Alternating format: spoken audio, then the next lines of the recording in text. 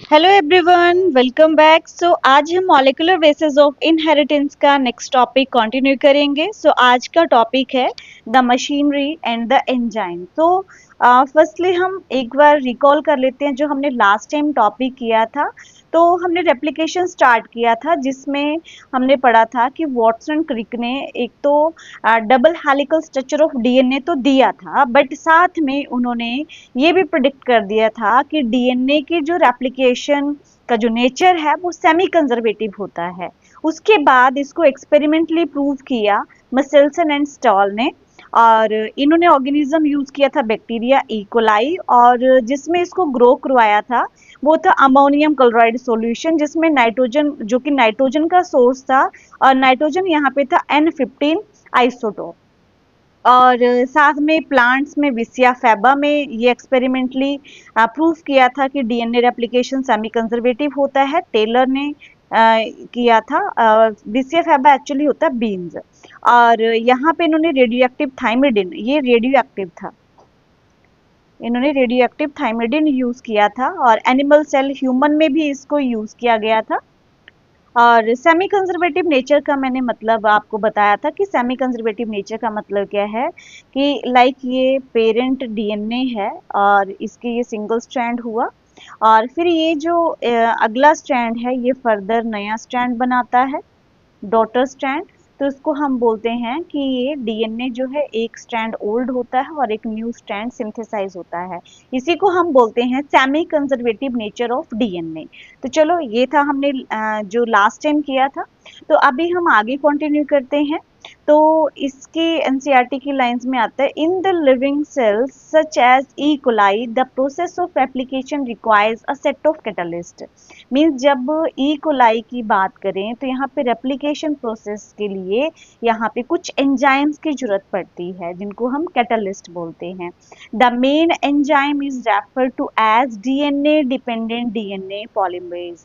ये बहुत important enzyme है, DNA dependent DNA polymerase, since it uses a DNA template to catalyze the polymerization of deoxynucleotides। Means ये इसको parent strand चाहिए होता है एक सिंगल डीएनए का, और उससे जो है फर्दर फिर वो न्यू स्ट्रैंड सिंथेसाइज करता है। पहले मैं आपको थोड़े से नोट्स करवा दूं, उसके बाद फिर हम एनसीईआरटी की लाइंस में आते हैं। पहले आप यहाँ पे देखेंगे जो प्रोकैरियोट्स की बात करें तो यहाँ पे रेप्लिकेशन कहाँ होती है, साइटोप्लाज्म में होती है। और अगर हम बात करें मैट्रिक्स में रेप्लिकेशन कहाँ होती है, ये होती है सॉरी यहाँ पे माइटोकॉन्ड्रिया की बात करेंगे हम। तो माइटोकॉन्ड्रिया की रेप्लिकेशन कहाँ होती है, माइटोकॉन्ड्रिया का जो डीएनए है सर्कुलर डीएनए होता है, जैसे बैक्टीरिया में सर्कुलर डीएनए होता है वैसे माइटोकॉन्ड्रिया में भी प्रेजेंट होता है और क्लोरोप्लास्ट में भी होता है। तो माइटोकॉन्ड्रिया की जो रेप्लिकेशन है वो मैट्रिक्स में होती है, और जो क्लोरोप्लास्ट की रेप्लिकेशन है वो स्ट्रोमा में होती है। और यहाँ पे प्रोकैरियोट्स की बात करें मीन्स बैक्टीरियाज की, वो उनकी रेप्लिकेशन होती है साइटोप्लाज्म में। बट अब आपसे ये पूछा जाए कि कौन से फेज में होती है तो गलती ये मत करना कि प्रोकैरियोट्स की एस फेज में होती है, नहीं, एस फेज नहीं करना है, वहां पे बाइनरी फिजन। ठीक है, ये रखना आपको कि यहाँ पे प्रोकैरियोट्स में रेप्लिकेशन बाइनरी फिजन से पहले होती है। उसके बाद है नेक्स्ट हम यूकैरियोट्स की बात करते हैं। यहाँ पे रेप्लिकेशन कहाँ होती है, न्यूक्लियस के अंदर। अब मुझे ये बताएं रेप्लिकेशन की जरूरत क्या पड़ी, ये एक ओल्ड डीएनए है और इसने एक नया डीएनए सिंथेसाइज करा है। यहाँ पे ये एक पुराना और एक नया सिंथेसाइज करा है डीएनए। ये क्या है, ये डबल डुप्लीकेट होना, जेरोक्स बनाना डीएनए की। बट इसकी जरूरत क्यों पड़ी, जब बोलते डीएनए डिवाइड करता है दो सेल्स में तो ये इक्वली डिस्ट्रीब्यूट करता है अपने डीएनए को दोनों सेल्स में। तो इसीलिए यहाँ पे लाइक इसने डिवाइड किया, तो ये इस तरह से क्रोमोसोम्स इक्वली, इस पेरेंट सेल में 3 क्रोमोसोम थे, तो अब यहाँ पे डॉटर सेल्स में 3-3 क्रोमेटिड, इनको अब जब यहाँ इनका सेंट्रोमेयर सेपरेट हो गया तब हम इसको भी क्रोमोसोम बोलते हैं। तो इस तरह से जो है ये दो सेल्स में इक्वली डीएनए डिस्ट्रीब्यूट हो गया, ये माइटोसिस की प्रोसेस में होता है। और मियोसिस जो कि आपने 11th में ऑलरेडी करा हुआ है, वहां पे क्रोमोसोम नंबर हाफ हो जाता है। तो चलो आगे हम कंटिन्यू करते हैं। ये आगे है the machinery and the enzyme. यहाँ पे आपके पास है डीएनए, ये देखेंगे आप। तो डीएनए यहाँ पे बात करते हैं, तो ये है पोलैरिटी। अब यहाँ पे देखो ये नॉर्मल डीएनए है। जब रेप्लिकेशन का टाइम आता है तो यहाँ पे हेलिकेज एंजाइम क्या करता है, ये जो नाइट्रोजनस बेसिस के बीच में जो हाइड्रोजन बॉन्ड होता है उसको कट कर देता है। और यहाँ पे अब ये सिंगल स्ट्रैंडेड हो गया, और साथ में यहाँ पे single stranded binding proteins attach हो जाती हैं। ये इसलिए अटैच होती हैं ताकि ये दोनों स्ट्रैंड फिर से कॉम्प्लीमेंट्री ना हो जाएं। ठीक है, इनको सेपरेट कर दिया हुआ है यहाँ से। अब ये दोनों फिर से एक ज्वाइन ना कर लें, तो इसीलिए यहाँ पे सिंगल स्ट्रैंडेड बाइंडिंग प्रोटीन जो है वो अटैच हो जाती हैं। उसके बाद नेक्स्ट आप देखेंगे, देखो आप यहाँ पे अगर आपसे पूछा जाए कि यहाँ पे इसकी पोलैरिटी क्या है, आप बताएंगे 5 प्राइम टू 3 प्राइम और 3 प्राइम टू 5 प्राइम। बट हमने इसको ऐसे नहीं पढ़ना है। जहाँ से हेलिकेज, ये हेलिकेज एंजाइम है, हेलिकेज एंजाइम का काम क्या होता है, यहाँ पे जो हाइड्रोजन बॉन्ड होता है दो स्ट्रैंड के बीच में उसको कट करना। तो अब यहाँ पे हेलिकेज जहाँ से कट लगा रहा है, डीएनए को सेपरेट कर रहा है, वहीं से ही हम इनकी टेम्पलेट स्ट्रैंड की काउंटिंग करते हैं। तो यहाँ पे क्या है 3 प्राइम टू 5 प्राइम, और ये 5 प्राइम टू 3 प्राइम मीन्स ये क्या है, पेरेंट स्ट्रैंड है। ये हैं पेरेंट स्ट्रैंड, जिनको हम टेम्पलेट स्ट्रैंड भी बोलते हैं। ठीक है, ये भी पेरेंट स्ट्रैंड आ गया और ये भी पेरेंट स्ट्रैंड आ गया। अब यहाँ पे जो बात करते हैं नेक्स्ट, यहाँ पे like DNA dependent DNA polymerase की बात करते हैं। तो इसकी कुछ कंडीशंस हैं। बोलते मैं डीएनए सिंथेसाइज कर सकता हूँ, लेकिन मेरी कुछ कंडीशंस हैं। कंडीशंस क्या हैं, बोलते जहाँ से मैं रेप्लिकेशन स्टार्ट करूंगा, जब मैं रेप्लिकेशन स्टार्ट करूंगा मुझे यहाँ पे सिंगल स्ट्रैंडेड डीएनए चाहिए। ओके, मान लिया। बट बोलते जहां से मैंने स्टार्ट करना है, यहाँ से जो मेन पॉइंट है वहां पे थोड़ा सा डबल स्टैंडर्ड होना चाहिए। तो क्योंकि इसकी स्पीड बहुत ज़्यादा है, तो इसकी कुछ कंडीशंस में स्पीड कितनी है, जैसे ई कोलाई की बात करते हैं, यहाँ पे आप देखेंगे एफिकेसी कितनी है इसकी। बोलते ई कोलाई में अगर ये जैसे ई कोलाई में 4.6 इंटू 10⁶ बेस पेयर्स जो है 18 इतने बेस पेयर्स हैं टोटल, ये कितने मिनट में बन जाते हैं, 18 मिनट में ये बना लेता है डीएनए पॉलीमरेज। ठीक है, तो मीन स्पीड कितनी है, तो 2000 बेस पेयर्स 1 सेकंड में ऐड करता है। तो इतनी इसकी एफिकेसी है। तो इसकी कुछ कंडीशंस भी हैं फिर। तो चलो अब हम आगे बात करते हैं। देखो यहाँ पे प्राइमर किसने ऐड किया, प्राइमेज एंजाइम ने। ये इंपॉर्टेंट है यहाँ पे। तो प्राइमर क्यों ऐड किया, क्योंकि यहाँ से डीएनए रेप्लिकेशन स्टार्ट होनी है, तो डीएनए पॉलीमरेज को यहाँ पे थोड़ा सा डबल स्ट्रैंडेड चाहिए। और प्राइमेज है क्या, आरएनए स्ट्रैंड है ये छोटा सा, तो यहाँ पे ऐड कर दिया प्राइमर प्राइमेज एंजाइम ने। और फिर यहाँ पे अब ये भी चीज याद रखनी है आपने कि 3 प्राइम, तो 3 प्राइम जो है यहाँ से ही यहाँ पे ही प्राइमर जो है वो अटैच होना चाहिए। ठीक है, यहाँ पे भी हमें 3 प्राइमर पे ही अटैच करना पड़ेगा। ये 5 प्राइम है तो यहाँ से ये 3 प्राइम है, तो यहाँ पे प्राइमर अटैच कर दिया, ऐड हो गया। अब यहाँ पे डीएनए पॉलीमरेज जो है यहाँ पे रेप्लिकेशन स्टार्ट करते हो, अगले स्टेप में देखते हैं हम। तो यहाँ पे देखेंगे आप डीएनए डिपेंडेंट डीएनए पॉलीमरेज जो है यहाँ पे न्यूक्लियोटाइड्स को डिऑक्सी राइबोन्यूक्लियोटाइड्स को यहाँ पे ऐड करना स्टार्ट कर देता है, और इस तरह से यहाँ पे ये कॉन्टिन्यूस स्ट्रैंड बन जाता है। दूसरी साइड ये यहाँ से इधर की इस डायरेक्शन में जो है ये नया स्ट्रैंड बनाना शुरू कर देता है। और इसकी पोलैरिटी क्या रहेगी, ये 5 प्राइम है और ये 3 प्राइम है, और ये भी 5 प्राइम और इधर ये 3 प्राइम। तो इस तरह से ये नया स्ट्रैंड बनता है। फिर यहाँ पे एक्चुअली स्ट्रेस क्रिएट होती है जब यहाँ पे पॉलीमरेज जो है, जिस रस्सी को कई बार रस्सी को हम खोलते तो पीछे स्ट्रेस बन जाती है ना, सुपर क्वाइलिंग हो जाती है, तो यहाँ पे भी एक्स्ट्रा क्वाइलिंग होगी, स्ट्रेस बन गई, उसको एक एंजाइम रिलीज करता है, उसको बोलते हैं टोपोआइसोमरेज। तो उसको यहाँ से टोपोआइसोमरेज का फंक्शन क्या है, इस डीएनए को यहाँ से लूज कर देता है थोड़ा सा। उसके बाद देखेंगे आप कि ये देखो लाइक यहाँ पे तो कॉन्टिन्यूटी में स्ट्रैंड एकदम से चल रहा है, लेकिन यहाँ पे ये देखो डीएनए और पॉलीमरेज ने कट करा। अब यहाँ पे देख सकते हैं कि यहाँ पे एक और प्राइमर ऐड करना पड़ा, और फिर इस तरह से ये स्ट्रैंड जो है वो कुछ फ्रेगमेंट्स भी बनता है। अब इसी वजह से इस स्ट्रैंड को बोलते हैं कॉन्टिन्यूअस स्ट्रैंड और इस स्ट्रैंड को बोलते हैं डिसकॉन्टिन्यूअस स्ट्रैंड। और ये जो फ्रेगमेंट्स हैं, फ्रेगमेंट्स की फॉर्म में डीएनए बना, इसको बोलते हैं ओकाजाकी फ्रेगमेंट्स। ठीक है, अब डीएनए तो जैसे बना, फॉर्मेशन होगी डीएनए की, अब यहाँ पे कुछ मिस्टेक्स भी हो सकती हैं, कुछ सीक्वेंस रोंग भी हो सकता है। तो डीएनए पॉलीमरेज की कैपेबिलिटी होती है कि रोंग सीक्वेंस को वो कट करके वहां पे उसकी रिपेयर करे, वहां से उसकी करेक्शन करे, तो उसको बोलते हैं प्रूफ रीडिंग। वो प्रूफ रीडिंग कौन सी डायरेक्शन में होती है, लाइक ये 5 प्राइम टू 3 प्राइम है, प्रूफ रीडिंग होती है 3 टू 5 प्राइम, ऑपोजिट डायरेक्शन में, जहां से स्ट्रैंड बन रहा है ऑपोजिट डायरेक्शन में, means 3 prime to 5 prime proof reading होगी। तो इस तरह से यहाँ पे दो तरह के स्ट्रैंड बनेंगे, कॉन्टिन्यूअस स्ट्रैंड और डिसकॉन्टिन्यूअस स्ट्रैंड। तो यहाँ पे ये ओकाजाकी फ्रेगमेंट्स बने। अब ये ओकाजाकी फ्रेगमेंट्स को यहाँ पे जो ये प्राइमर को यहाँ से डीएनए पॉलीमरेज रिमूव करता है और फिर लाइगेज एंजाइम क्या करता है, इन ओकाजाकी फ्रेगमेंट्स को यहाँ से इनको जोड़ देता है, ये डीएनए के फ्रेगमेंट्स को यहाँ से जोड़ देता है और फिर एक कॉन्टिन्यूअस स्ट्रैंड जो है वो डीएनए का बन जाता है। तो इस तरह से डीएनए की फॉर्मेशन होती है। तो एक बार आप देखेंगे कलेक्टिवली पूरा डायग्राम किस तरह से रहा, ये देखेंगे आप। तो इसको स्टेप बाय स्टेप आप देख सकते हैं, इसको यहाँ से आगे और ओपन करा और ओपन करा। अब ये थोड़ा थोड़ा ही डीएनए स्ट्रैंड जो है हेलिकेज ओपन करता है। इसका भी रीजन है क्योंकि ये हाई एनर्जी कंज्यूमिंग प्रोसेस है, तो ये थोड़ा थोड़ा करके जो है वो डीएनए को कट करता है ताकि एनर्जी ज्यादा वेस्ट ना हो। तो आप ये देख चुके हैं, तो स्पीड भी आपने देखी डीएनए की कितनी रहती है। तो चलो अब हम एनसीईआरटी की लाइंस में आते हैं।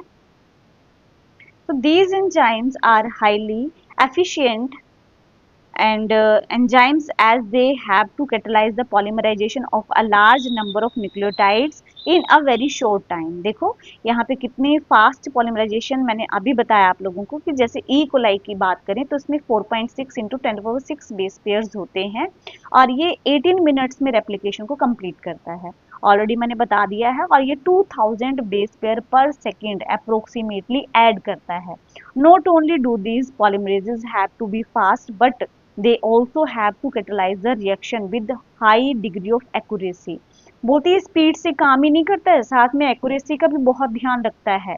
मैंने अभी ये बताया कि अगर कोई मिस्टेक हो जाती है रेप्लिकेशन के टाइम पे जिसकी वजह से म्यूटेशंस हो जाता है, अगर उसी को ही म्यूटेशन बोलते हैं कि मींस रेप्लिकेशन के टाइम पे अगर कोई मिस्टेक हो जाती है तो उसको म्यूटेशंस बोलते हैं। और म्यूटेशंस क्या होती हैं, मोस्टली हार्मफुल होती हैं, एकदम से सडन चेंज आना उसको म्यूटेशंस बोलते हैं। बट ये मोस्टली म्यूटेशंस क्या होती हैं, हार्मफुल, बहुत ही कम होती हैं, रेयर म्यूटेशंस होती हैं जो कि अच्छी होती हैं, हेल्पफुल होती हैं, जो कि एनवायरनमेंट में एडजस्ट करने में हेल्प करती हैं। Further more energetically replication is a very expensive process. मैंने अभी बताया आपको कि एनर्जेटिकली बहुत मीन्स ये एटीपी बहुत ज़्यादा यूज करती है ये प्रोसेस, इसी वजह से ये थोड़ा थोड़ा कट लगा के डीएनए रेप्लिकेशन जो वो होती है। तो डीऑक्सीराइबोन्यूक्लियोसाइड triphosphate serves dual purposes। In addition to acting as a substrate, they provide energy for polymerization। ये एनर्जी प्रोवाइड करते हैं एटीपी, लाइक आपने पढ़ा है। तो एटीपी की फॉर्म, एटीपी है क्या आपको पता है, एडिनोसिन ट्राइफॉस्फेट, जो कि एनर्जी करेंसी है, सोर्स ऑफ एनर्जी है। नेक्स्ट लाइन में चलते हैं। In addition to DNA dependent DNA polymerase many additional enzymes are required to complete the process of replication with high degree of accuracy। देखो हमने एक तो डीएनए पॉलीमरेज एंजाइम पढ़ा, ये आपके सामने है। उसके बाद हमने साथ में हेलिकेज भी पढ़ा, लाइक मैं यहाँ पे ऐड कर देती हूँ हेलिकेज एंजाइम। फिर साथ में जो स्ट्रेस हेलिकेज क्या करता है, कट करता है डीएनए को, और साथ में टोपोआइसोमरेज क्या करता है, ये स्ट्रेस रिलीज करता है डीएनए की, ताकि वो डीएनए लूज हो और रेप्लिकेशन इजीली हो, ताकि वो डीएनए को इजीली कट कर सके और डीएनए इजी रेप्लिकेशन इजी हो जाएगी।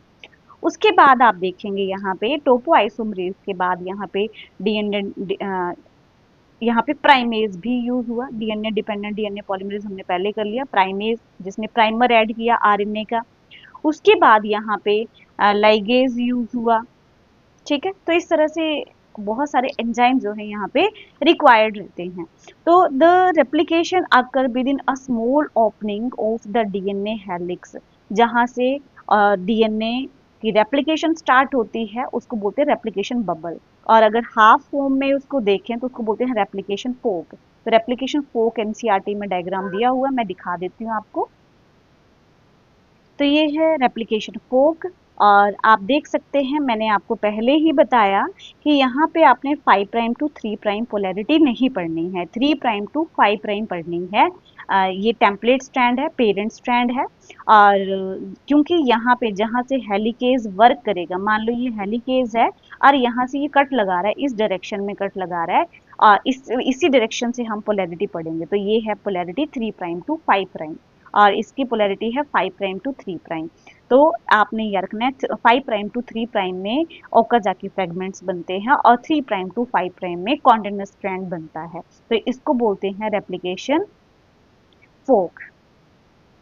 सो नेक्स्ट लाइन हम देखते हैं यहाँ पे, DNA dependent DNA polymerases catalyse the polymerisation only in one direction, that is 5 prime to 3 prime, मतलब 5 प्राइम से 3 प्राइम डायरेक्शन में ही डीएनए रेप्लिकेशन होता है, ये आपने याद रखना है। This creates some additional complications at the replicating fork. Consequently, on one strand, the template with the polarity 3 prime to 5 prime, the replication is continuous. अभी मैंने आपको क्लियर किया कि 3 प्राइम टू 5 प्राइम जो है वो continuous strand होता है, while on the other template with the polarity 5 prime to 3 prime, इसमें इसको हम discontinuous strand वहाँ पे बनता है, तो इसको हम discontinuous manner में, क्योंकि वो fragments में बना। अब discontinuously synthesized fragments are later joined by the enzyme DNA ligase। तो यहाँ पे ये इंपॉर्टेंट है कि डीएनए लाइगेज जो है यहाँ पे वो उन फ्रेगमेंट्स को ज्वाइन करता है, और उन फ्रेगमेंट्स को बोलते हैं ओकाजाकी फ्रेगमेंट्स। तो यहाँ पे आप देख सकते हैं डिसकॉन्टिन्यूस कहाँ पे, कौन से स्ट्रैंड में, और क्या पोलैरिटी रहती है, और डिसकॉन्टिन्यूस स्ट्रैंड की क्या पोलैरिटी रहती है। इंपॉर्टेंट है, आपने इसकी पोलैरिटी याद रखनी है। उसके बाद है the DNA polymerases on their own can not initiate the process of replication.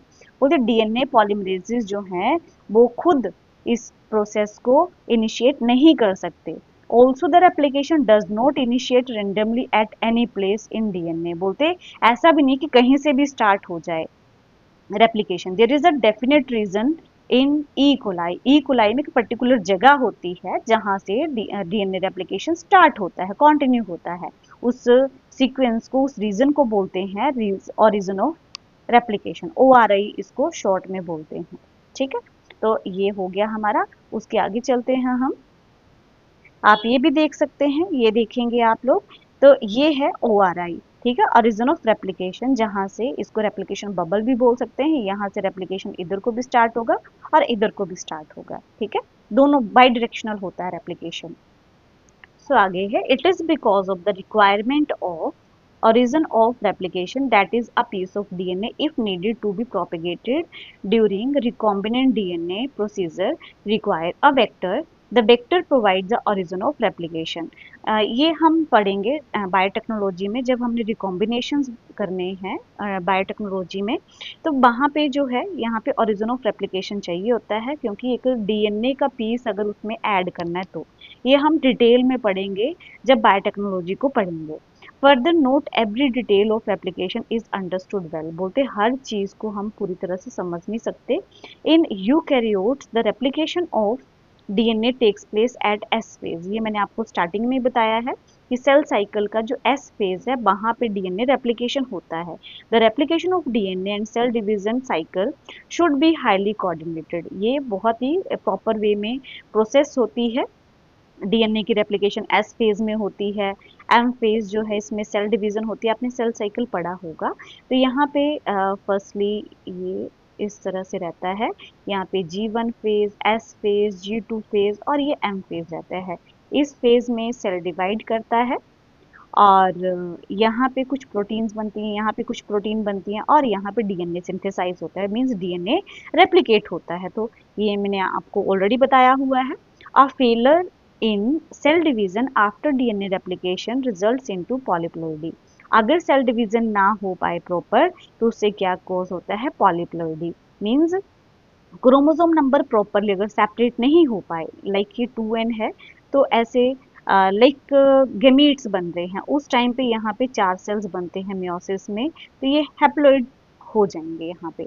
और अगर ये क्रोमोसोम सेपरेशन नहीं हो पाया, तो यहाँ पे 2n ही अगर कंडीशन रहेगी, तो मान लो ये ओवा है और 2n he by chance sperm है, तो जब इसमें फ्यूजन होगा तो ये 4n हो जाएगा, तो इसी को ही क्या बोलते हैं, polyploidy. And you will learn the detailed nature of origin and processes occurring at this site in high classes। तो चलो ये हाई क्लासेस तो आपने बनना है डॉक्टर, तो हाई क्लासेस में आपको जाने की जरूरत नहीं है। सो आज का टॉपिक मेरा यहीं पे कंप्लीट होता है।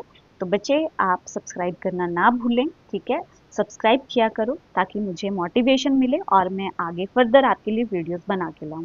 सो आज का हम टॉपिक यहीं पे ख़त्म करते हैं। Thank you.